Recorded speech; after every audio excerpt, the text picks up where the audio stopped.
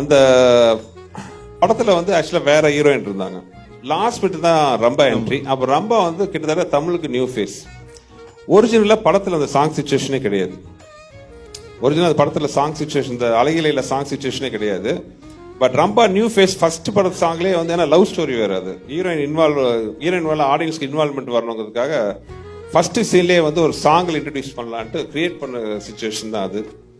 But luckily பாட்டு செம்ம hit ஆச்சு. இன்ஃபேக்ட் ரம்பாவில் கிழிஞ்ச கவுன்லலாம் ஆடி இருப்பாங்க. அதெல்லாம் தாண்டி ஆடியன்ஸ் எக்ஸ்கியூஸ் பண்ணி பெரிய ஹிட் ஆச்சு. Okay okay okay sir. நான் ரொம்ப மிஸ் பண்ற ரெண்டு ஆர்டிஸ்ட், கவுண்டமணி அண்ணனும் கார்த்திக் சாரும்.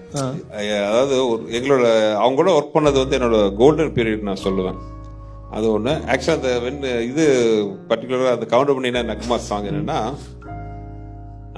அதுக்கு முன்னாடி உள்ளத்தெளித்தால வந்து ஒரு விஷயம் நடந்துச்சு. அதில் ஒரு இப்போ இருக்கிற இவங்களுக்கு ஞாபகம் இருக்கான்னு தெரியல, மாமா நீ மாமான்னு ஒரு சாங் வரும், கவுண்டமணி தனியா பாடுவார் சாங். அது என்ன கஷ்டப்பட்டாலும் பார்த்தீங்கன்னா இன்ட்ரோல் பிளேஸ்மெண்ட்ல வருது. இன்ட்ரோல் அது முடிஞ்சோன்னா ஒரு சில ஒரு நிமிஷத்துல இன்ட்ரோல் அந்த இடத்துல ஒரு சாங் வேணும். ஏன்னா சில சினிமாலாம் அப்போ சில இப்போ அந்த கிராமர்லாம் எதுவுமே இல்லை. அப்போ என்னன்னா ஃபர்ஸ்ட் ஹாஃப்ல 3 சாங் இருக்கணும், செகண்ட் ஹாஃப்ல 2 சாங் இருக்கணும், ஒரு கிராமர் இருக்கு. ஸோ ஃபர்ஸ்ட் ஹாஃப்ல அந்த சாங் எப்படி வச்சாலும் இன்ட்ரோலுக்கு முன்னாடி தான் வருது. என்னடா பண்ணுறது அந்த சாங் பிளேஸ் பண்ணும்போது எனக்கு சின்னதாக தோணுச்சு, சாங்கில் கவுண்டமணி ஒரு இம்பார்ட்டன்ட் ப்ளே பண்ண வச்சா ஆடியன்ஸ் இன்ட்ரெஸ்டிங்காக உட்காருவாங்க. இல்லைன்னா எல்லாம் கொத்து கொத்தா எதிர்ப்பாங்க இன்ட்ரோலுக்கு முன்னாடி சாங் வந்தா. அப்போ தான் கவுண்டமணி வச்சு அந்த மாமா நீ மாமா சாங் சிச்சுவேஷன் கிரியேட் பண்ணோம். ஆடியன்ஸ் எல்லாமே இன்ட்ரெஸ்டிங்காக உட்காந்தாங்க. மேட்டுக்குடியில் மறுபடியும் அந்த பிரச்சனை வச்சு இன்ட்ரோலுக்கு முன்னாடி சாங் டூயட்டாக தான் வைக்கணும்.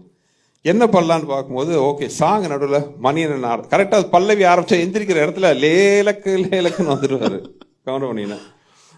கவுண்டமணி ஹாப்பி ஆயிட்டாரு டூயட்னோட. ஏன்னா அப்போ வந்து ஒரு பயங்கர பிஸி. அவர் வந்து ஒரு 3 ஷிஃப்ட் நடிச்சிட்டு இருக்கிற மாதிரி பிஸி.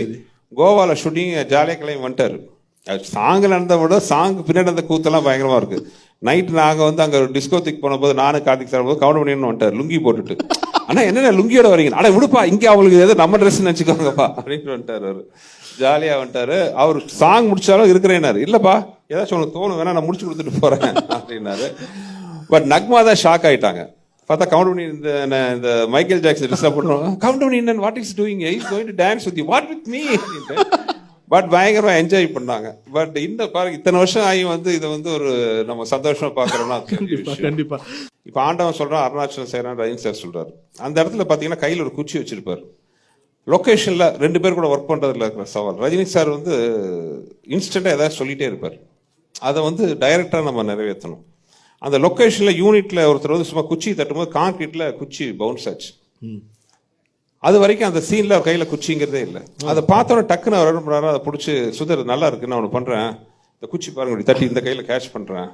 அப்போ அந்த வில்லன் வந்தோடனே நான் அந்த குச்சி அப்படி தட்டினோன்னே அது உள்ள இறங்குச்சு. ஒரு காலில் ஒரு தட்டின ஒரு கோடு போட்டேன், இந்த கோட்டை தாண்டி நீ வரக்கூடாது, மீறி வந்தா இந்த டைலாக் வந்துடும். அங்கே இருக்கிற சவால் என்னன்னா அது இந்த மாதிரி கான்கிரீட் தரை, இப்போ இருக்கிற மாதிரி சிஜி வசதியெல்லாம் கிடையாது. ஸோ அந்த கான்கிரீட் தரையில் வந்து சார் சொல்லிட்டாரு இந்த மாதிரி குச்சி தட்டுறா அது வந்து சக்குன்னு தண்ணி உள்ளே போகணும், அவர் ஸ்டைலில் சக்குன்னு போகணும் அப்படின்ட்டாரு. இப்போ அதை டைரக்டராக நாங்கள் பண்ணி ஆகணும். ஸோ அந்த நேரத்தில் அதை எப்படி பண்ணுறோம், அது பெரிய சவால். இப்போ அன்பே சிவத்தில் வந்து சொல்கிறதுக்கு ஒரு விஷயம் ஈஸியாக இருக்கும். இந்த பர்டிகுலர் இந்த சீன் இந்த மாதிரி கிட்டத்தட்ட ஒரு 5 சீன் வந்து கமல் சாரும் மாதவன் டைலாக் வெர்ஷன் சீன்ஸ் மட்டும் 4-5 சீன் வரும். ஒரு அந்த 5 சீனோட பிரசன்டேஷன் ஒரே மாதிரி இருந்தால் போர் அடிக்கும். அந்த 5 சீனும் வந்து அவங்க ஒரு மூமெண்ட்ல பேசுற விஷயங்கள் இல்லை. ஸோ அந்த பொசிஷனிங் ஆஃப் த ஆர்டிஸ்ட் பார்த்தீங்களா, அதுவே ஒரு சவாலான விஷயமா இருக்கும். எனக்கு பர்டிகுலர் இந்த சீன் ரொம்ப பிடிக்கும். பொசிஷனிங் கமல் சார் இப்படி பார்த்து உட்காந்துருப்பாரு, மேடி இப்படி வந்து உட்காருவார். ஸோ அதனால எங்களுக்கு என்ன பாருங்க நல்ல ஃப்ரேமிங்லாம் ரொம்ப அழகழகாக கிடைக்கும். இதில் இன்னொரு சவால் என்னன்னா கமல் சாரோட அந்த அடிப்பட்ட பக்கத்தை தான் நாங்கள் அதிகமாக வச்சிருப்போம். ஆமாம் ஆமாம், அது ரொம்ப ப்ராமினெண்ட்டாக இருக்கும். ஸோ இந்த மாதிரி சின்ன சின்ன விஷயங்கள் அதுக்கு பின்னாடி இருக்கு. பட் அதுக்கு எல்லாத்துக்கும் மேலே பார்த்தீங்கன்னா அந்த 2 லெஜெண்ட்ஸ்.